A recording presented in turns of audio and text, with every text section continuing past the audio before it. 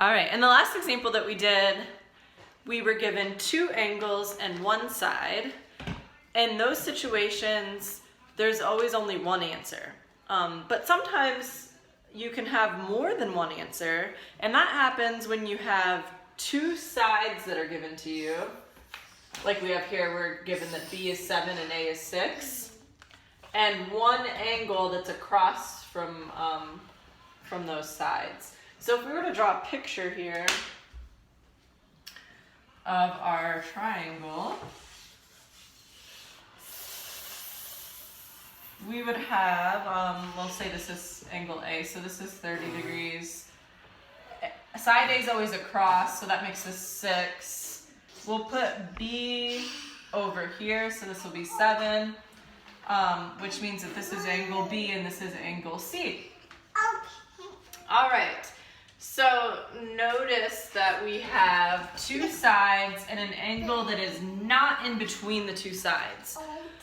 We can use law of sines to solve, but there might be more than one answer. So we're going to go through, how do you know if there's more than one answer? All right, here's how you figure it out. The way you figure it out is you set up your initial ratios. So since these are opposite one another, we would say 6 divided by sine 30 is equal to, and then 7 and B are across from one another, so 7 divided by sine of B. Okay, now we're going to cross multiply. Yes, please. Alright, we're going to cross multiply. So 6 sine of B is equal to 7 sine of 30. Divide both sides by 6. You get sine of B is equal to B. 7 sine of 30 divided by 6. All right, now how can we solve for the angle B? So the question is, how do we get rid of the sine? Oh, I don't know. Well, what we can do is we can use the arc sine. Arc sine? Yeah, the inverse sine. So B is going to equal the inverse sine, which is second sine on your calculator. Okay, where's your calculator? I think I left my calculator in the other room. Uh-oh. Uh-oh. But I did do this problem earlier. So since I did it earlier, I know that if we type this into the calculator, and just advice to all of you, right? Maybe type the inside in first and then take arc sine of the answer.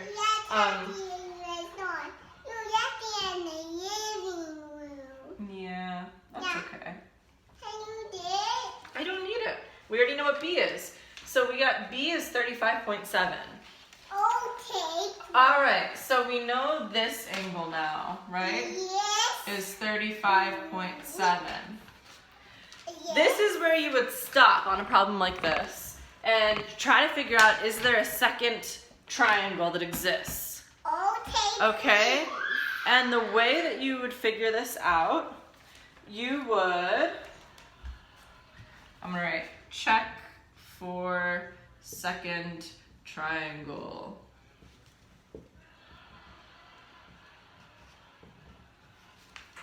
Okay, what you do every single time, so this would be a second beta value, so I'm going to call it B2.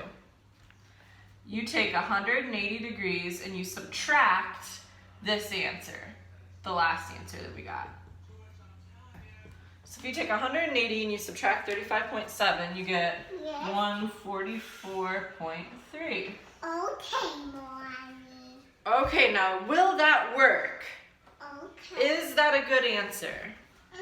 Mommy. Well, here's what you do. I have to go for my doctor. Okay, hold on. So since 144.3 degrees, which is our second potential B value, plus the other original angle that we were given. So always add on the other original angle that was given in the problem. And you want to check and see, is that sum less than 180? So we got 174.3. Is that less than 180? Yes, it is, right? So yes. That means that there's a second triangle. So our second triangle has an obtuse beta value. So it looks more like this. So this is 30 degrees. This is, yeah, this is 144.3 degrees. And this is still 7 and this is still 6. So now we have to solve for both of these triangles. So I'm gonna go ahead and actually maybe cut this video off here, although I did finish it on the guided notes that are filled in online. So your goal now would be to find the missing angle inside of each of these and then the one missing side, which you can find using law of sines. You can find the angle just from subtracting from 180. I'm gonna put the answers up, but try to do it on your own. Okay, hold on 1 second. All right, try to do it on your own, okay? And then, like I said, pause the video and then unpause it and you'll see the answers. So I'm gonna show them right now. All right, when you're done with this, those are the values that you should have for the 2 of these triangles, okay? And the work is online, scanned online if you wanna check it out. All right, thanks.